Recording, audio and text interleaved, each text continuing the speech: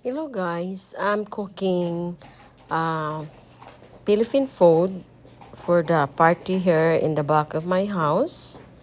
Have a celebration for the baby, 2 years old. So I'm the one who cook. Please don't forget to subscribe. Thank you. Kaldereta.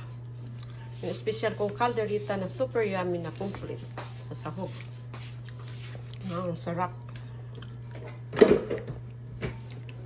Yan mga inday, kaldereta. At nag-chicken inasal ako. Chicken inasal at itong ginawa kong sauce. Ito ang kaldereta. Beef kaldereta.